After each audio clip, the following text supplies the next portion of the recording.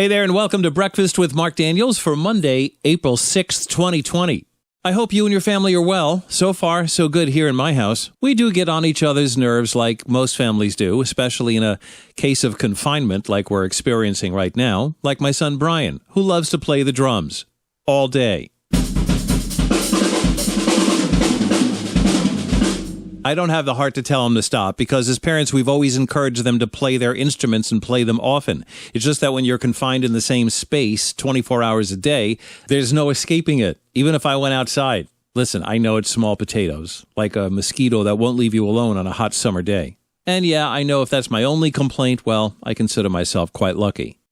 Got a call from my friend Ron yesterday, and he said that they were purging, throwing out, cleaning top to bottom. They threw out so much stuff, they asked me if I wanted some of their stuff. And I respectfully said no thank you because I have a lot of my own stuff that I've been throwing out and handing off to other people for recycling and reuse. We've been cleaning top to bottom here, and my house smells like a living, breathing bottle of Clorox. When people say the house is so clean you could eat off the floor, well, we're actually thinking of doing it because we can. And in addition to the inside, well, the outside has been a very busy place at my house. Normally this time of year, those outdoor projects start to add up. And my go-to excuse almost every weekend would be, gee, I'm not going to be able to finish it this weekend. I've got too many other things to do. Well, there isn't very much else to do, so we've been working like beavers outside, cleaning up the leaves and the shrubs and trimming trees and tree trunks, and it's been going on forever. And it actually looks pretty good. Although I will confess that I'm still looking for other excuses like, it's too cold. Oh, no, it's too windy today. Oh, no, it's cloudy. No, it's going to rain. But thank goodness for my wife, because she always pleasantly reminds me when there is a window of opportunity to go outside and do some yard work. And now, on to face masks. As of today's Breakfast with Mark Daniels, the CDC is now recommending that we wear face masks when we go out in public. I remember hearing that face masks would not prevent you from getting the coronavirus, unless, of course, you're wearing one of those N95 masks with the face shield. The reason for the recommendation, we're told, is so in case we are asymptomatic and we're carrying the coronavirus, it basically helps protect other people from getting infected while maintaining social distance. And before the coronavirus, how many times have you seen a video from other countries showing people, its residents, wearing face masks when they get on public transportation, when they're shopping, when they're out in public? And we thought that would never be here in the United States. Well, here we are. Now, face masks are almost impossible to get. You could buy more toilet paper than you can face masks these days. And with that, 1 million videos have popped up on YouTube on how to make your own face mask. Hey everybody, I happen to need to do some essential things in public today, so I was looking around for what I can do and I found this genius hack to make your own DIY, no sewing needed face mask. So I'm going to show you. I'm not very handy when it comes to this kind of thing, arts and crafts, if you will.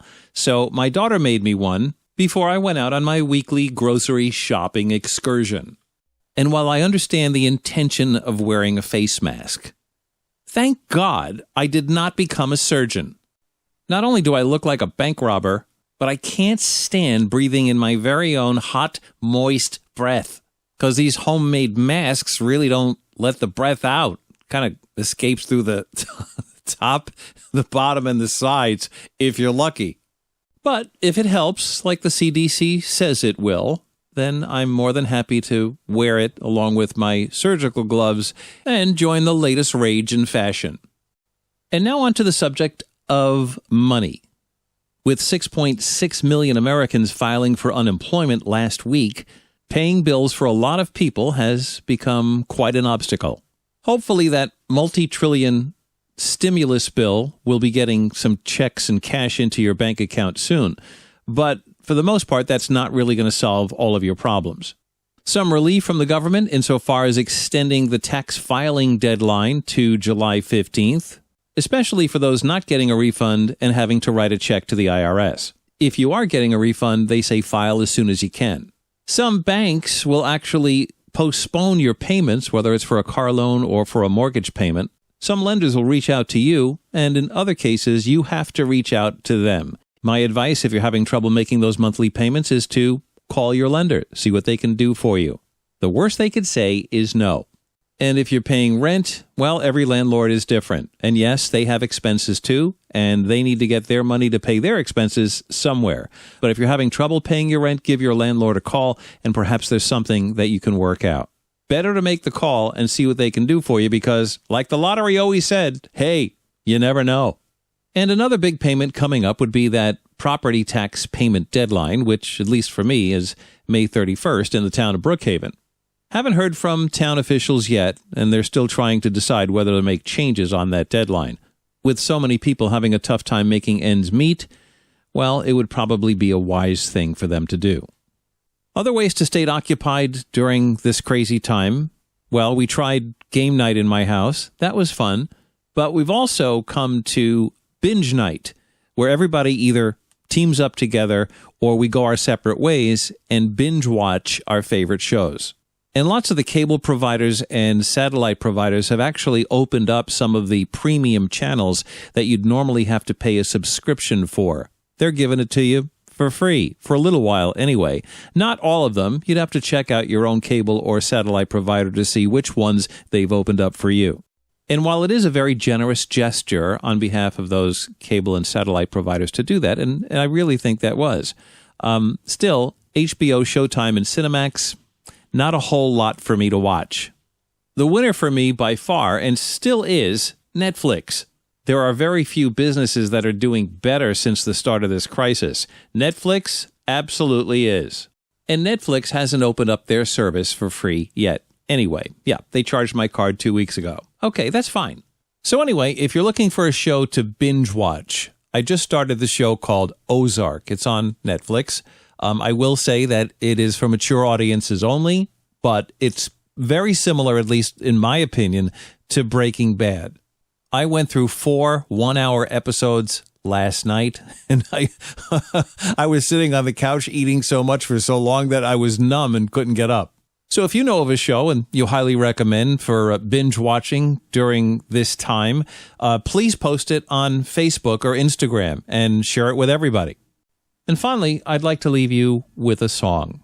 I first heard this version of the song when my daughter was in kindergarten. While I certainly knew the song, I never heard this guy perform it. And it always filled me with a lot of hope. And I hope that it does the same for you. His name is Israel Kamakawiole, and you'll know the song.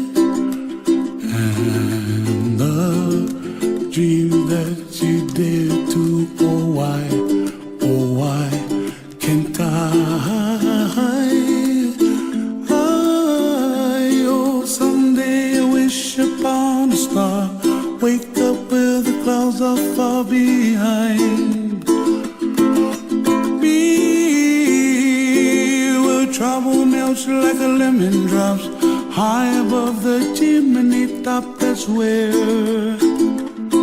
you find me, oh, somewhere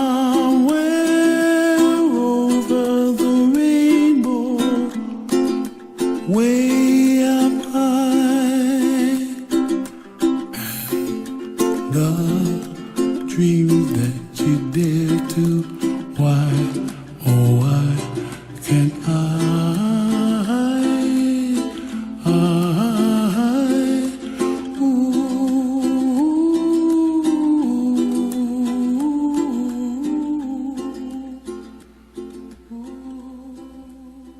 That'll do it for this episode of Breakfast with Mark Daniels. I hope that you and your family stay well. Thanks so much for listening, and I'll see you soon.